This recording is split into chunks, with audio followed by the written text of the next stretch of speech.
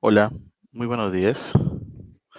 El día de hoy vamos a tocar un tema muy importante, referido a lo que es la prevención de riesgos laborales y prevención frente al COVID en el trabajo, y justamente refiriéndonos pues a la coyuntura, a las fechas que estamos viviendo. Para ello vamos a proceder a hacer nuestra presentación de nuestra diapositiva para que ustedes puedan verificar y ustedes puedan ir siguiendo nuestra presentación. Como le referí, estas imágenes que ustedes están viendo pueden verse muy comunes en el día a día, ¿no? Entendiendo que nosotros estamos acostumbrados a ver demasiadas personas juntas, dada a que la propia persona es un ser social por naturaleza y siempre convivimos rutinariamente, tanto en la parte laboral, cuando realizamos compras en nuestro día a día. Y justamente en ese mes de diciembre que se viene pues la Navidad, entre otros que nosotros lo entendemos como el mes de confraternizar, de acercarnos un poco más a familia, vemos pues de que la mayoría de personas están en busca pues de un pequeño juguete, un pequeño regalo para su ser querido. Entonces, y muchos de nosotros también nos encontramos realizando labores a efecto de llevar un sustento a casa, y todo ello pues permite de que haya un dinamismo, un intercambio en el cual existen diferentes personas, en este caso caminando, buscando, haciendo lo propio, ¿no? Las necesidades sean propiamente de compras, por otro lado trabajar, paseo, entre otras actividades. En ese contexto, podemos decir pues de que si bien es cierto, la pandemia nos permite o se nos ha impuesto un nuevo reto que debemos protegernos. Sin embargo, en la actualidad lo que se está evidenciando es de que muchas personas ya se olvidaron un tanto de lo que es el distanciamiento físico entre los que existe entre las personas, ¿no? Entre trabajadores, entre propias personas. Y ello pues nos conllevaría que puedan surgir nuevos impases, a que pueda regresar el tema del aislamiento social, pues con ello podría evidenciarse algún tipo de rebrote, en este caso de la COVID-19. Y es por ello de que nuestra ponencia el día de hoy justamente trata de abordar esos temas de la gestión de riesgo en esta época, ¿no? Y para ello, pues vamos a iniciar con lo que es la siniestralidad laboral. Y para ello, pues, si nosotros como un ente fiscalizador, como un ente competente en materia de seguridad y salud en el trabajo, en materia laboral, debemos promover, en este caso, la prevención de riesgos. Y para ello es necesario de que cada uno de ustedes sepan de que al menos dentro de un centro de labores existen al menos el 95% de los reportes que se han evidenciado han sido por accidentes no mortales, y evidenciándose que al menos existiría un accidente mortal cada 2 días. Es decir, estamos realizando labores de manera rutinaria, posiblemente nos confiamos, existe un exceso de confianza, posiblemente nunca he sido capacitado para un determinado puesto de trabajo y sin embargo continúo laborando. Y más aún, pues estadísticamente puede evidenciarse que en los meses donde se presentan mayor índice de accidentabilidad serían en los meses festivos, pues posiblemente resulte de que el ser humano está mentalizado a que en ese mes tiene que producir mucho más dinero debido a que requiere realizar unos gastos adicionales, ¿no? Y entonces es necesario realizar las evaluaciones de riesgo psicosocial para poder minimizar y entender también la dinámica propiamente de las personas, de los trabajadores, y evitar que pueda materializarse en accidentes de trabajo no mortal o mortal en este caso, o la ocurrencia de incidentes peligrosos o incidentes propiamente. Para ello, pues debemos considerar que existe la Ley de Seguridad y Salud en el Trabajo, en el cual lo que se busca es promover una cultura de prevención de riesgos laborales en el país. Entre ellos, pues se asigna una disposición donde se le dice al empleador que él tiene el deber de prevención y por tanto se le precisa que es un garante en materia de seguridad y salud en el trabajo y en consecuencia tiene que brindar las condiciones dentro de su centro de trabajo, unas condiciones o medios que protejan la vida, la salud y el bienestar de los trabajadores, de sus trabajadores, pero no solo de sus trabajadores, sino también de aquellos que sin tener un vínculo laboral prestan servicio o se encuentran dentro de su ámbito de labores. Por otro lado, también refiere de que el Estado, a través de las entidades competentes, en este caso SUNAFIL, realiza una fiscalización y control, en este caso, del cumplimiento en materia de seguridad y salud en el trabajo. Por otro lado, también promueve la participación de los trabajadores y sus organizaciones sindicales. Para ello, pues, lo que refiere es de que todos los trabajadores deben de participar de forma dinámica dentro del sistema de gestión de seguridad y salud en el trabajo. Y sin perjuicio de lo ya precisado, pues existe un principio que es este de responsabilidad, en el cual se precisa directamente que el empleador, en este caso, es quien asume las implicancias tanto económicas, legales y de cualquier otra índole, a consecuencia de un accidente o una enfermedad que sufre el trabajador en el desempeño de sus funciones o a consecuencia de él conforme las normas vigentes. Y para poder entender ello, pues debemos entender también que el empleador tiene tres tipos de responsabilidades. Y entre las responsabilidades que asume, pues son la responsabilidad civil, la responsabilidad penal y la responsabilidad administrativa. Además, la ley resulta ser aplicable pues de forma transversal a todos los regímenes laborales, tanto para el régimen privado, el régimen público, las Fuerzas Armadas, la Policía Nacional del Perú y trabajadores por su propia cuenta. Es decir, su aplicación es de forma transversal, aplicándose en este caso tanto para una persona que realiza servicios que él debe coordinar con quién, a quién va a brindarle servicios para que se brinden las condiciones necesarias en ese lugar. Además, como le refería, son tres tipos de responsabilidades que existen. En este caso, por un lado, se tiene lo que es la responsabilidad civil, que en este caso podría existir algún tipo de indemnización por daños y perjuicios. Por otro lado, existe una responsabilidad penal que se encuentra tipificado dentro de nuestro Código Penal en su artículo 168A, que ha sido modificado, bueno, se realizó la última modificación de este artículo en el 2019, en el cual pues se dispone una sanción de pena privativa de libertad de 2 a 4 o de 4 hasta 8 años.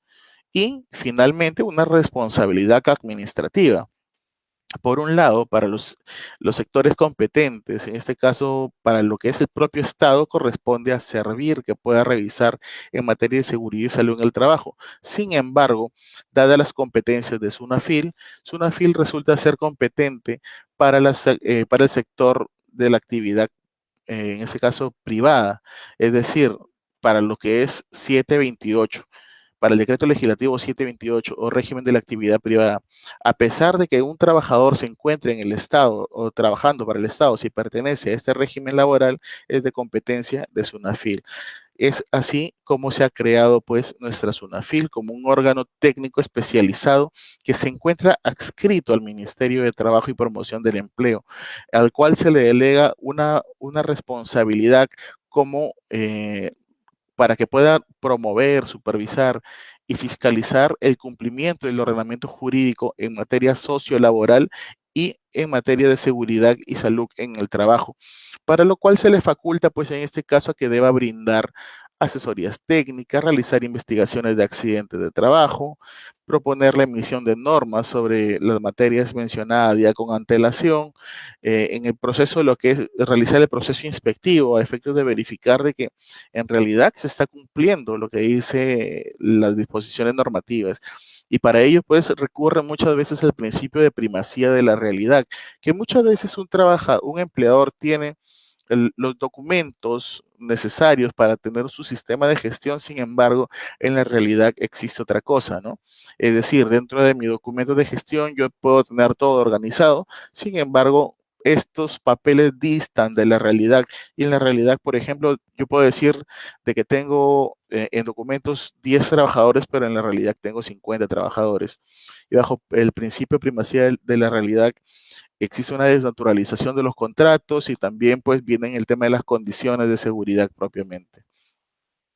Además, para tener una adecuada prevención de riesgo, todo empleador debe realizar un sistema debe implementar un sistema de gestión de seguridad y salud en el trabajo.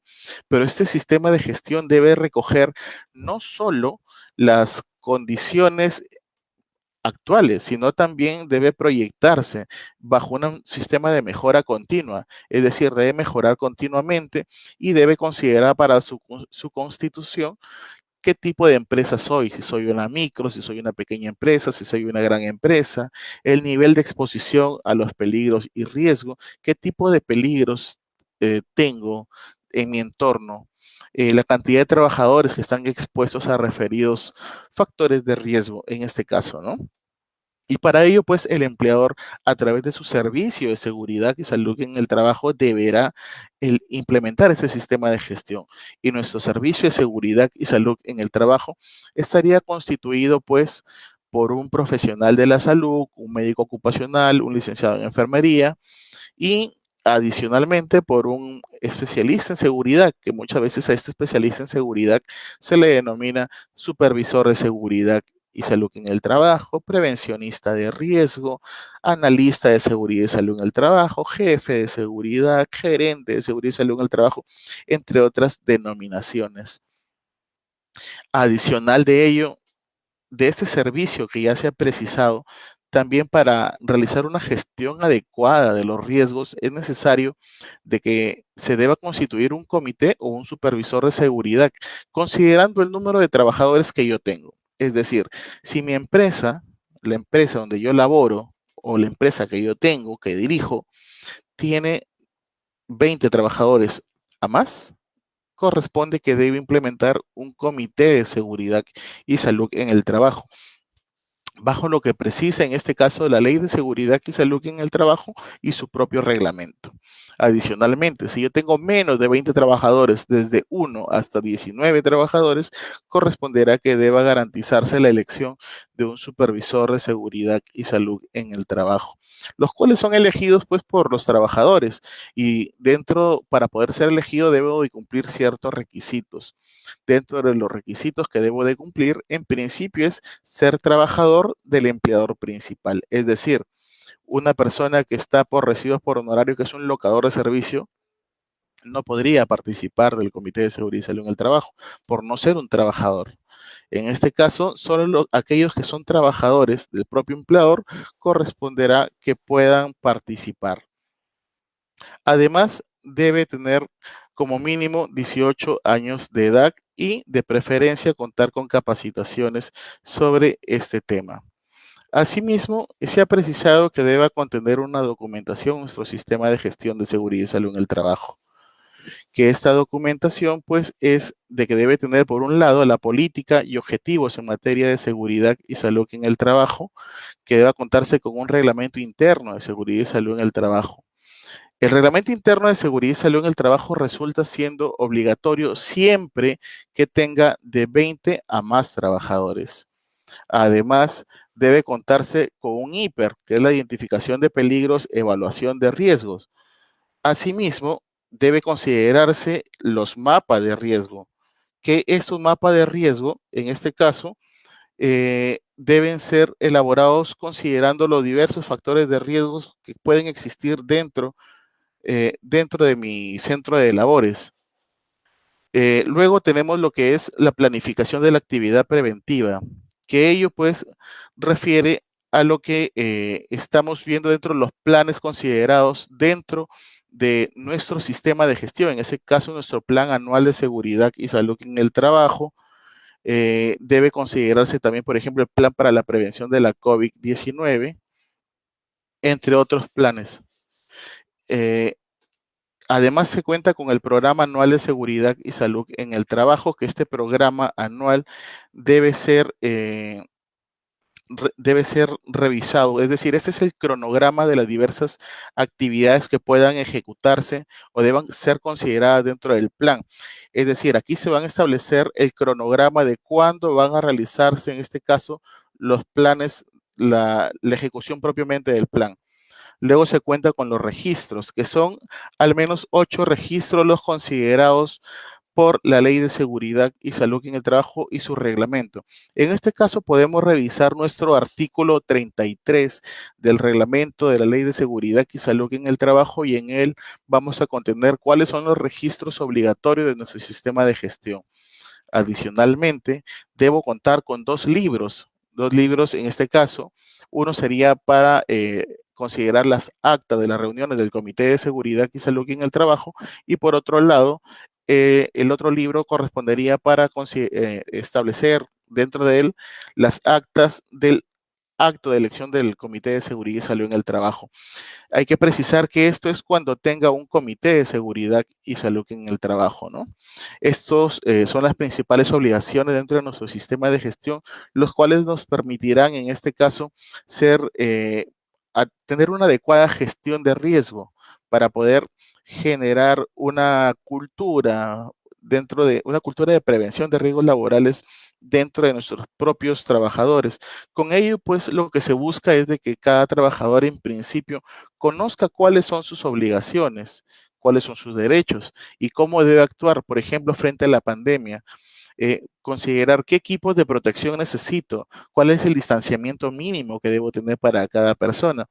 Y para ello, pues, esa ya en la actualidad se ha modificado o se derogó, por ejemplo, la resolución ministerial 448, y se aprueba en este caso una nueva versión que es a través de la resolución ministerial 972-2020, refiriéndonos precisamente al plan para la vigilancia, la prevención y control de la COVID en el trabajo. Entre otras responsabilidades que tiene nuestro empleador dentro del sistema de gestión de seguridad y salud en el trabajo es la que debe entregar una copia del reglamento interno de seguridad y salud en el trabajo a cada trabajador. Como lo precisaba, pues en este caso va a entregar una copia de un reglamento interno siempre que éste tenga la obligación de contar con este reglamento interno. Y como les precisé con antelación, la obligación de contar con un reglamento interno de seguridad y salud en el trabajo rige a partir de que tenga de 20 a más trabajadores. De todas maneras, debo realizar como mínimo 4 capacitaciones al año, las cuales pueden ser virtuales o presenciales. Deberé juntar al contrato de trabajo la descripción de las recomendaciones en materia de seguridad y salud en el trabajo para el puesto en específico al cual está constituyéndose un trabajador, brindar las facilidades económicas y licencias con goce de haber para la participación de los trabajadores en cursos de seguridad y salud en el trabajo, y también elaborar nuestro mapa de riesgo, como le refería, considerando los diversos factores de riesgo. Y en la actualidad ya tenemos un nuevo factor de riesgo que es la COVID-19, ¿no? Que es un factor de riesgo biológico. Asimismo, para tener una adecuada gestión de nuestros riesgos, debemos considerar pues, que existen condiciones especiales, en este caso para personas que por algún grado por sus propias, puede que tenga algún tipo de discapacidad, puede que se encuentre en gestación, a los cuales no se le puede someter a diversos factores de riesgo. Es decir, deben considerarse ciertas condiciones especiales, tal como lo refiere en este caso la Ley de Seguridad y Salud en el Trabajo, que nos precisa que para realizar una adecuada evaluación de riesgo, es necesario que se deba considerar estos artículos del 64 al 67. En principio, viendo la protección de trabajadores en situación de discapacidad. Y en este caso, pues también hay que considerar que las personas que sufren un accidente de trabajo y no pueden reincorporarse de lleno a su propia labor, esas deben ser dispuestas a otro lugar de trabajo, el cual no le cause ningún daño a su salud, y por lo tanto corresponde que continúe elaborando, pero en una posición que no implique, como le reitero, no implique ningún daño para su propia salud. Adicionalmente, el artículo 65 de esta ley nos precisa que deben considerarse pues las evaluaciones de los factores de riesgo que puedan afectar a la procreación. Debo considerar cuáles son los factores de riesgo que pueden afectar la procreación de mi trabajador y tratar, en este caso, reducir, eliminar, de corresponder aquellos factores. Luego tenemos el artículo 66, que nos precisa que si voy a tener un sistema de gestión, ese sistema de gestión debe considerar un enfoque de género y debe proteger a las trabajadoras. En este caso también hace un tiempo se dispuso pues de que deban existir, por ejemplo, lactarios y para ello, pues, estas normas deben ser implementadas a través de nuestros empleadores. Además, debe considerarse la protección de los adolescentes cuando se contraten, en este caso, adolescentes. Y hay que precisar que siempre va a aplicarse, pues, en este caso, las diferentes medidas que permitan proteger a los trabajadores. Además, como lo precisaba al inicio de esta pequeña ponencia, decimos pues que el empleador es un garante en materia de seguridad y salud en el trabajo. Por tanto, debe brindar las condiciones de seguridad y salud en el trabajo necesarias para que un trabajador pueda ejercer su labor sin correr ningún riesgo, es decir, controlándose los riesgos de forma adecuada. Hay que realizar una gestión de riesgo apropiada para que los trabajadores puedan ejercer su labor, como les repito. Existen diferentes riesgos asociados pues a nuestras labores. Consideramos que tenemos factores de riesgo físicos, químicos, biológicos, disergonómicos, entre otros. También dentro de los biológicos en la actualidad pues ya sabemos de que está la COVID-19. Tenemos que un trabajador puede estar expuesto a gases, a vapores, a productos químicos, que sean tóxicos, tenemos a factores de riesgo físico como el ruido, exceso de iluminación, temas ergonómicos por exceso de manipulación de pesos, psicosociales que me pueden generar un estrés y conllevar pues a problemas de la salud. Para ello, pues hay que señalar que hace poco, como le refería respecto a las capacitaciones que pueden darse virtuales, se emitió hace un pequeño tiempo, unos 3 meses aproximadamente, 2 meses, se emite el decreto legislativo 1499, que emite pues medidas temporales, las cuales van a regir durante la emergencia sanitaria. Para ello, pues, por un lado, nos dice que las capacitaciones que refiere el artículo 35, que refiere que las capacitaciones son presenciales, son obligatorias, se refiere que en la actualidad estas capacitaciones pueden ser de forma presencial y de forma virtual. Si son de forma virtual, el empleador establece las condiciones necesarias para que pueda llevarse a cabo, considerando en este caso los registros según lo dispone el artículo 33 del reglamento de la Ley de Seguridad y Salud en el Trabajo, en concordancia con los formatos de la resolución ministerial número 050 del año 2013. Asimismo, debe considerarse también de que si en estado de emergencia mi comité vence su tiempo de vigencia, en este caso se le prorroga su vigencia y puede ser ampliado hasta que concluya el estado de emergencia. Por otro lado, entran en suspensión los exámenes médicos ocupacionales y se suspenden las auditorías. En este caso, ya no existe una obligación por el momento de presentar una auditoría. Sin embargo, corresponde de que puedan utilizar, por ejemplo, las TICs. Está a libre disposición que puedan realizarse el uso de las TICs, de las tecnologías de la información y comunicación, como por ejemplo para llenar las fichas sintomatológicas. En la actualidad, la resolución ministerial 972-2020 MINSA recoge pues que estas fichas sintomatológicas pueden ser de forma virtual o digital, ¿no?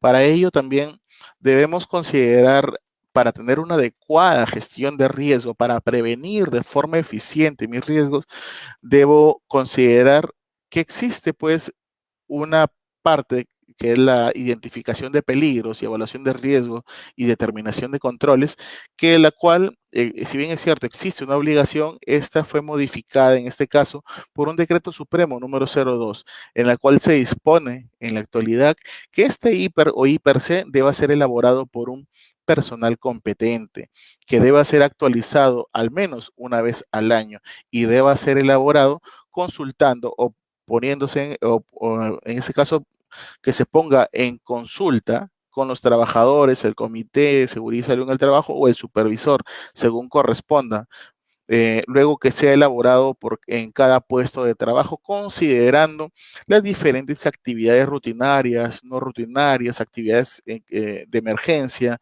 los datos estadísticos de la vigilancia de la salud, en este caso se evidencia respecto a la COVID-19, las investigaciones de los accidentes de trabajo, de las enfermedades, las condiciones propias de cada trabajador, los resultados de las evaluaciones de los factores físicos, químicos, biológicos, disergonómicos, las condiciones de los trabajadores o cuán susceptible es un trabajador para cada puesto de trabajo, para cada factor de riesgo, el ambiente que nos rodea propiamente, ¿no? Hay que considerar los diferentes factores que puedan afectar la salud de los trabajadores.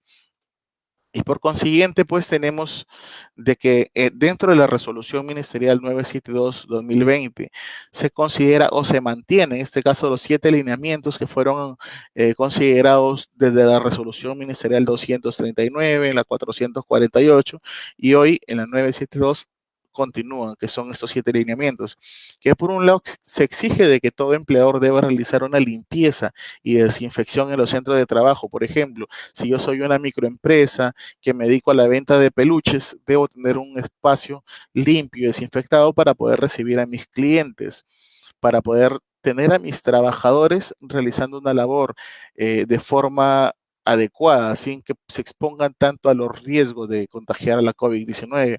Considerar en este caso medidas preventivas de aplicación colectiva como mamparas, entre otro tipo de actividades que me permita realizar labores sin afectar la salud del trabajador. Además que deba considerarse la evaluación de la salud de los trabajadores, considerando si regresa o se reincorpora al trabajo, el lavado y desinfección de manos de forma obligatoria, estableciendo los tiempos en los cuales se va a realizar esto, ¿no? Que deba el trabajador ser sensibilizado, que se establezcan medidas de protección personal, en este caso protectores faciales, mascarillas, según corresponda. Y finalmente, que exista una vigilancia de la salud del trabajador, se encuentre en trabajo presencial, en trabajo remoto o haya sido detectado como caso sospechoso o cuente con la COVID. Debe realizarse un seguimiento de forma oportuna. Para ello, pues, si estamos hablando de una gestión de riesgo, es necesario que deba considerar siempre las medidas que me permitan reducir, en este caso, los riesgos. Y para ello aplico una jerarquía de controles, ¿no? Que en principio lo que nos refiere como barreras duras, ¿no? Dice, tiene 3 barreras duras, las cuales puedes implementarlas. En principio elimina el peligro. Si no lo puedes eliminar, sustitúyelo. Si sustituyéndolo aún persiste, aplica control de ingeniería. En este caso, de repente, mamparas, estructuras que me permitan aislar a las personas, eh, guardas, entre otros. Una vez que agotes esos 3 controles, entonces podemos recurrir a las barreras blandas. En este caso serían los controles administrativos, que serían la señalética, los procedimientos escritos de trabajo, las capacitaciones, entre otras acciones que me permitan considerarse aquí. Y finalmente, entrego un equipo de protección personal, que serían los 2 últimos, los controles menos efectivos, y los 3 primeros serían los que gozan de mayor efectividad y que por lo tanto yo debería aplicar. Hoy en día, pues tenemos el problema de la COVID-19 y nos refiere, pues, que en principio debo eliminarlo, pero no lo podemos eliminar. Entonces, ¿cómo eliminamos la exposición? Nuestra exposición, nos quedamos en casa, pero nos podemos quedar en casa todo el tiempo. Es imposible, ¿no? Porque tenemos que salir a laborar, tenemos que hacer compras. Entonces, sustituimos nuestra salida por un trabajo remoto o teletrabajo, realizamos compras online, pero igual voy a tener un contacto con esa persona que está llegando a brindarme ese servicio. Para ello puedo establecer barreras físicas en el cual me permita hacer un distanciamiento, pero aún así voy a estar expuesto a la COVID porque me va a entregar un producto que no está desinfectado, y para ello, pues yo necesito aplicar controles administrativos. Y dentro de mis controles administrativos estableceré un procedimiento, el cual refiera, por ejemplo, de que si ni bien llegue el producto, deba aplicársele rociársele, en este caso, alcohol, deba desinfectarse, deban lavarse las personas que están al ingreso las manos, entre otras medidas que puedan ser considerados dentro de esto. Que exigir, por ejemplo, que las personas que nos van a brindar un servicio tenga la capacitación, que tenga el expertise y finalmente el uso de los equipos de protección, en este caso utilizar una mascarilla, un protector facial, calzado de seguridad, guantes, según corresponda a los diferentes factores de riesgos a los cuales estoy expuesto. Por lo tanto, es necesario que deba evidenciarse de que para realizar una adecuada gestión de riesgo, tanto en mi vida personal como en la laboral, hay que considerar esta jerarquía de controles, ¿no? Que en principio debemos eliminar, luego sustituir, o en su defecto de eliminar, sustituir, posteriormente aplicar controles de ingeniería, luego controles administrativos y finalmente nuestros equipos de protección personal. Vayamos cerrando ya el tema. ¿Cuáles son las principales medidas que debo implementar, que debo considerar, que debo tener en cuenta para protegerme frente a la COVID? En esas alturas, considerando que nos encontramos en un mes un tanto movido, ¿no? Porque la mayoría de personas están preocupadas por salir a hacer compras y ahí es donde nos encontramos o tenemos contactos cercanos con diferentes personas que posiblemente no están siendo diligentes y por tanto puede que tengan la COVID o hayan estado expuestos a una persona con la COVID y tengan los síntomas o son asintomáticos. Entonces, debe considerarse pues el uso de los equipos de protección, en este caso la mascarilla, de acuerdo a los diferentes factores de riesgos a los cuales estoy expuesto, debo considerar también otros equipos de protección, llámese guantes, lentes, protectores faciales, calzado de seguridad, entre otros equipos. Usar adecuadamente nuestra mascarilla, lavarnos nuestras manos, desinfectarnos para poder colocarnos y para poder retirarla. Luego hay que considerar que nuestra mascarilla debe permanecer limpia, no utilizar una mascarilla que se encuentre en mal estado, que se encuentre rota, que se encuentre sucia. Es pertinente que deba considerarse el uso correcto de esta mascarilla, que deba considerarse el uso permanente del protector respiratorio, en este caso la mascarilla quirúrgica comunitaria según corresponda, y deba permanecer un distanciamiento de 1.5 metros de acuerdo a lo que nos precisa la actual resolución ministerial 972, que es el distanciamiento físico entre trabajadores, para lo cual lo que nos precisa es que debemos recordar que se puede portar el virus sin presentar síntomas, por lo tanto debemos mantener una distancia prudente. Es así que, por ejemplo, que se recomienda dentro de, en este caso, de cuando si almuerzo, si como en un restaurante, un espacio dentro del centro de labores, debe haber un distanciamiento de al menos de 2 metros también. Además, si es que voy a estornudar o toser, en este caso, debo cubrirme la boca, la nariz, considerando el pliego del puño, tal como lo muestra la imagen, a efectos de evitar que se pueda dispersar la saliva, ¿no? En cantidad de gotículas que permitan ser arrastradas por el aire y contaminar a otras personas si es que me encontrase con algún tipo en ese caso, si que estuviera el COVID-19, ¿no? ¿Qué otras medidas se nos precisa? Como medidas de bioseguridad se nos ha precisado que debemos considerar que deban lavarse adecuadamente las manos, que deba comenzar a realizarse el lavado de manos, el lavado frecuente de manos, que por lo menos debe durar 20 segundos, lavando tanto las palmas, los nudillos, la parte inferior, posterior, y luego que exista una desinfección por parte de nuestras manos. Luego corresponda que no deba tocarnos nuestros ojos, nariz o boca durante el desarrollo o ejercicio de nuestras labores. Es pertinente de que deba llevar una higiene adecuada para poder utilizar o poder lavar nuestras manos. Que debe existir señalización oportuna dentro del centro de labores. Es por ello necesario de que todos los empleadores deban establecer condiciones necesarias para que pueda el trabajador ejercer propiamente su labor y se precisen, en este caso, cada cuánto tiempo voy a lavarme las manos, cuál es el procedimiento que debo de seguir y básicamente que el empleador pueda hacer un seguimiento de que en realidad que el trabajador está siendo diligente, porque la responsabilidad no solo recae sobre el trabajador, sino que también recae sobre el empleador.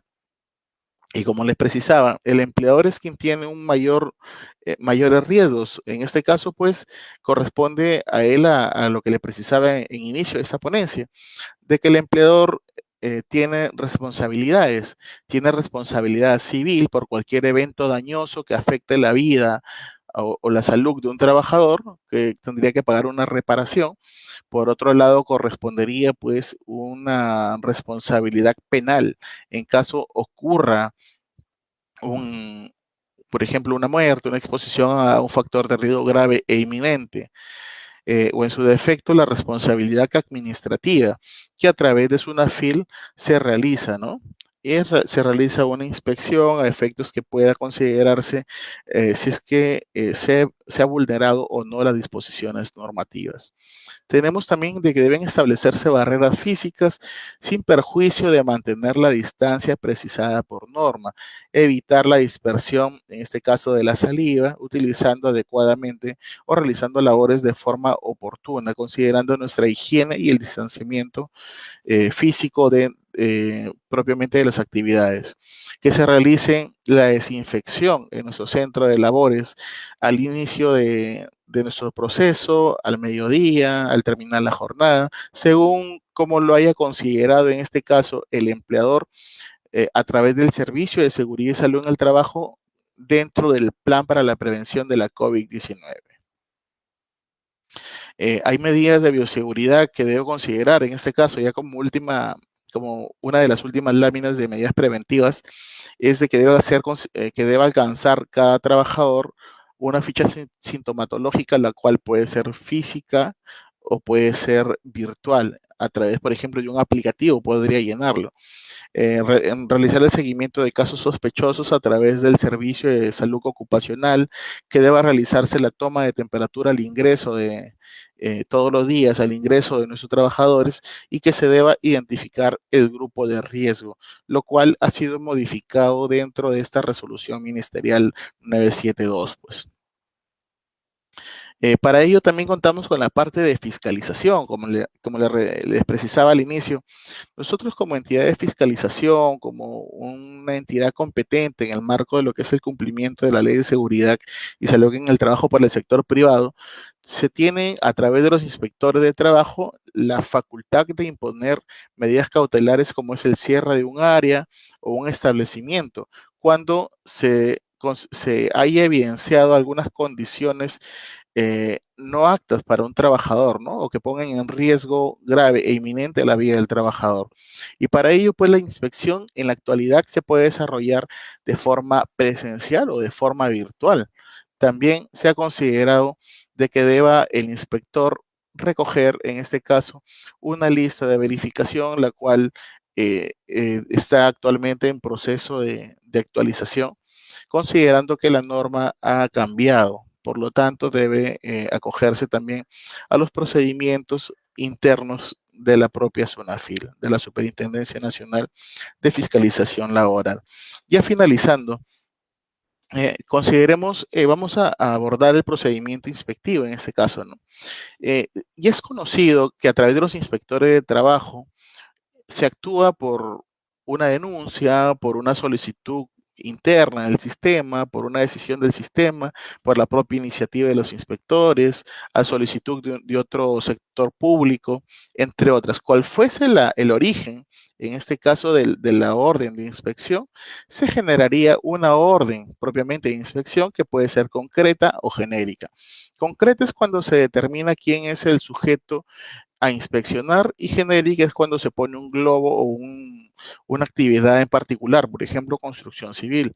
Y ahí se recurre a los diferentes empresas que puedan dedicarse a este rubro. Una vez que se genera la orden de inspección, dentro de la orden se asigna un inspector. Ahora, una vez que se asigna, yo le entrego la orden al inspector y una vez que el inspector tiene la orden, ha sido notificado, tiene un plazo de 10 días hábiles para tomar actuación, para realizar acciones en este caso, para que realice su primera actuación inspectiva, la cual puede ser la comprobación de datos, puede ser la comparecencia, la visita de inspección. Una vez que realice su primera actuación inspectiva, comienzan a contar el plazo máximo de 30 días para cerrar su inspección. Son 30 días no prorrogables.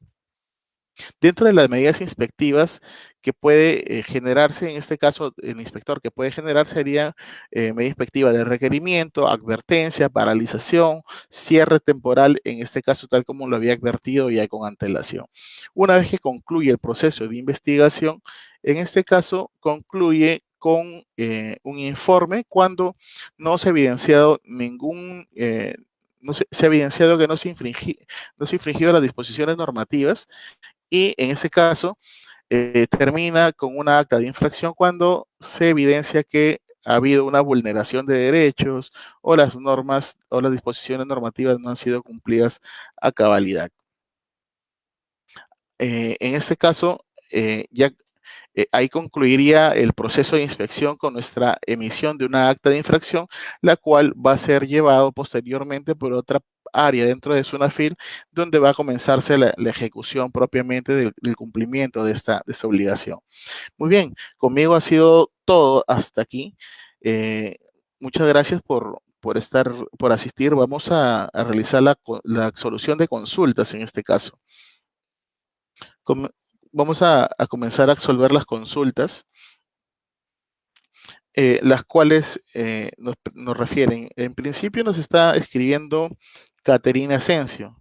Nos pregunta, ¿hay un trámite para abrir un libro para las actas de elección del comité y otro es el libro con el de las actas mensuales? En este caso, no hay un trámite previo. Las disposiciones normativas en este caso eh, no precisan incluso de que deba ser fedateado, registrado o que deba ser eh, llevado al notario para que lo sellen o algo por el estilo, ¿no? No lo precisa, por lo tanto, no existe un trámite previo. Más bien, facultativamente puede llevarlo al notario para que pueda revestir un tanto de legalidad, ¿no? Lenin Roja nos consulta. ¿Cuál es el porcentaje del trabajo entre varones y mujeres? Bueno, no tendríamos el dato para poder precisar cuál es la diferencia entre ellos. Habría que buscar una data, la cual estaría dentro del Ministerio de Trabajo o en su defecto dentro de los registros declarados en planilla, ¿no? Pero esa data no la manejo en la actualidad.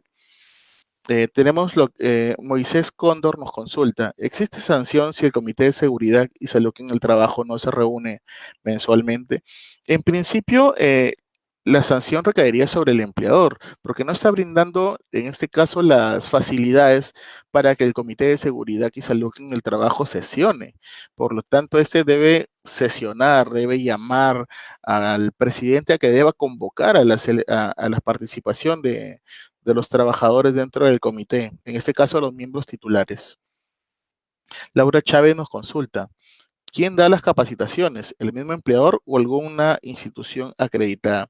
Las capacitaciones deben, según lo que refiere el Decreto Supremo número 05-2012-TR, que es el reglamento de la Ley de Seguridad y Salud en el Trabajo, nos precisa pues de que deba ser, quien brinde las capacitaciones debe ser un profesional, una persona con el expertise sobre la materia que se va a brindar. En este caso corresponde que el empleador eh, pueda contratar de repente un servicio o en su defecto un profesional que cuente con la experiencia pueda brindar esas capacitaciones, ¿no? De repente el prevencionista de riesgo, el supervisor de seguridad y salud en el trabajo. Manuel Lira consulta, ¿se podría notariar el libro para mayor respaldo, pero no es obligatorio? En efecto, pueden llevarlo al notario, hacerlo legalizar. Sin embargo, es facultativo. Normalmente la mayoría de empresas lo que hacen es llevar este libro. Eh, Ojo, refiriéndonos al Comité de Seguridad y Salud en el Trabajo. Freddy Suárez nos consulta. En el caso de la ficha sintomatológica, ¿puede seguir siendo entregado en físico? Sí, la disposición normativa lo que nos precisa es que las fichas pueden ser o físicas o virtuales. Las dos formas son válidas. Augusto Arrieta nos consulta. Para las pequeñas y microempresas que tienen que hacer, se tiene que hacer el plan de seguridad en la actualidad, con esta modificación, la resolución ministerial 972-2020, MINSA, se ha dispuesto tanto que las personas jurídicas y las personas naturales, en este caso, deban contar con un plan. Y esto lo puede evidenciar en el apartado número 5 de esta resolución ministerial. Es decir, las pequeñas empresas y microempresas como empleadores deben contar con el plan para la prevención de la COVID, el cual debe ser aprobado, el cual debe ser elaborado por el Servicio de Seguridad y Salud en el Trabajo y aprobado por el Comité o Supervisor de Seguridad y Salud en el Trabajo. José Caro nos consulta, en algunas regiones no hay profesionales de la salud para ser responsables de salud ocupacional. Otros profesionales capacitados en SCT pueden asumir esta responsabilidad.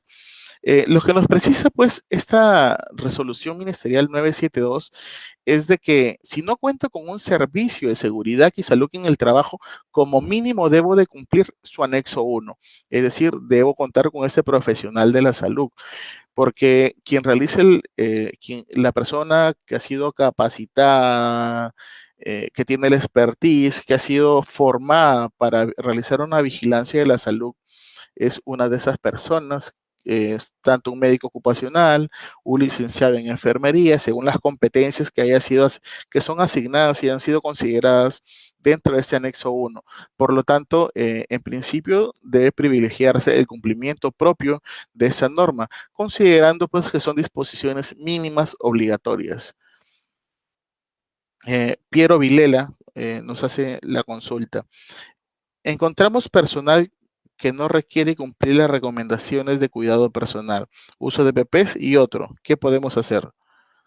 En este caso, si existe una persona, un trabajador que no desea cumplir con las disposiciones normativas internas, hay que recordar que el empleador es la parte fuerte de la relación laboral y por lo tanto está facultado incluso para imponer una llamada de atención, un memorando de llamada de atención o en su defecto, como última instancia, como última ratio, se podría decir, correspondería el despido por incumplimiento de las disposiciones en materia de seguridad y salud en el trabajo, considerando que esto podría afectar a la salud no solamente de él, sino a la de los demás trabajadores. Y como referí en un inicio, el empleador es garante en materia de seguridad y salud en el trabajo y por lo tanto debe privilegiar el cumplimiento de las disposiciones normativas. Muy bien, conmigo ha sido todo hasta el momento. Nos vemos en una siguiente oportunidad. Que tengan un excelente día. Hasta luego.